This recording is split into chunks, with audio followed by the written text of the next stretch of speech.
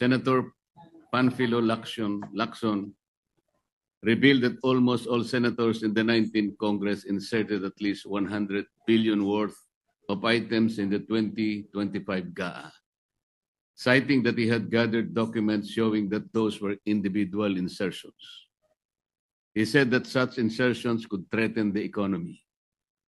Sinabi pa po niya, Mr. President, sa budget deliberation, pwede kong tanungin ito bakit pinayagan ito.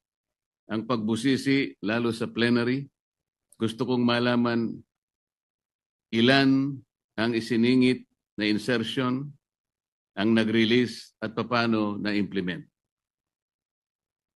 Mr. President, when former DPWH Undersecretary Cabral, as disclosed by Senator Lacson, offered insertions in the 2026 budget to the Senate President, Senator Soto boldly refused, invoking transparency and good governance. At that time, he appeared to draw a moral line that insertions were wrong. Does this mean that the Senate President never had budget insertions during all the time he served as Senator of the Republic and as Senate President for almost 5 years? Yet when it was revealed that 100 billion worth of insertions actually found their way into the 2025 budget through the Senate itself, the Senate President shifted tone and justified them as part of the regular budget process. At the start of the plenary session last Monday, he even said, and I quote, "Amendments, insertions, or whatever you want to call it, whether individual or institutional, are part of the regular budget process. These seemingly inconsistent positions have once again stirred confusion not only within this chamber, but more importantly, among our people." Just yesterday, Mr. President, Senator Lacson clarified that he did not mean to put anyone on the spot, but expressed that this is a chance for both houses to heed to the public outrage against corruption. Yet the fact remains, his prior statements have already cast doubts and shadows, not just to the individuals he alluded to, but also to the integrity of this institution. His disclosure last Sunday ended up banners of newspapers Monday morning, to the consternation of his colleagues. While a caucus was called in the afternoon of the same day to explain that it was not meant to put anyone on the spot but to heed the public outrage, it's too late in the day, Mr. President.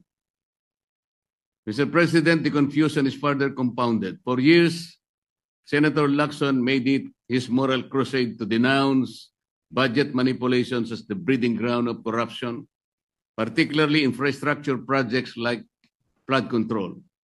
He called them humongous budget insertions that fueled waste and abuse. But then in the wake of public outrage, instead of pressing for accountability and demanding justice for past misuse, he appeared to have abruptly shifted tone. After pontificating on the evils of insertions, he suddenly got off from his hobby horse of morality and simply urged both chambers to heed the public outrage. What does this mean, Mr. President? That after all the thunder, we simply move on. This inconsistency, first condemning insertions as corrupt, then quietly moving on without demanding redress, only deepens public distrust. Are we truly committed to reform or merely staging rhetorical battles without the resolve to clean up the rat? This flip-flop erodes the consistency of our institutions' stand. Are insertions wrong or are they right? If they are wrong, why did we allow them? If they are right, why did we deny them before? Mr. President, we must confront this issue not with rhetoric, but with clarity of principle. The Senate is tasked under the Constitution with the power of the purse and the vital function of oversight. But let me ask, is oversight synonymous with budget insertions? or are insertions merely convenient vehicles for pork and patronage? Without a clear framework, we risk reducing this chamber to nothing more than a rubber stamp of the powers that be, thereby undermining the checks and balances carefully designed by the framers of our Constitution. The so-called flood control scandal illustrates the urgency of this clarification, Mr. President. For years, billions of pesos were poured into flood control projects. Yet today, every typhoon, every monsoon rain still brings massive flooding to our communities. Where did the money go? Were the projects properly planned and implemented, or were they merely vehicles for lump sum appropriations and political accommodations?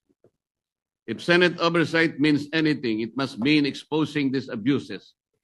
But if oversight is confused with insertions, then the Senate itself becomes complicit. Instead of protecting the people from waste and corruption, we risk becoming enablers of it. This is why the rules must be clarified so that oversight is exercised as a constitutional duty, not as a bargaining chip for the insertions hidden in the budget.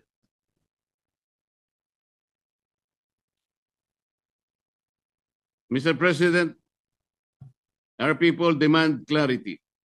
They demand consistency. Most of all, they demand accountability.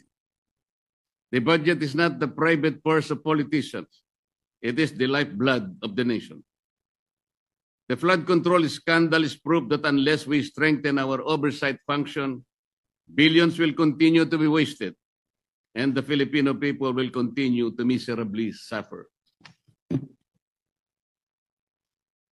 I therefore urge this chamber to undertake a comprehensive review of our rules and practices on budget amendments and insertions, to draw the line between legitimate oversight and illegitimate manipulation, and to reclaim the public trust in our stewardship of their hard-earned taxes. Let us not be remembered as the Senate that equivocated on principle. Let us be remembered as the Senate that stood firm for transparency, for integrity, and for the Constitution. Thank you, Mr. President. Thank you.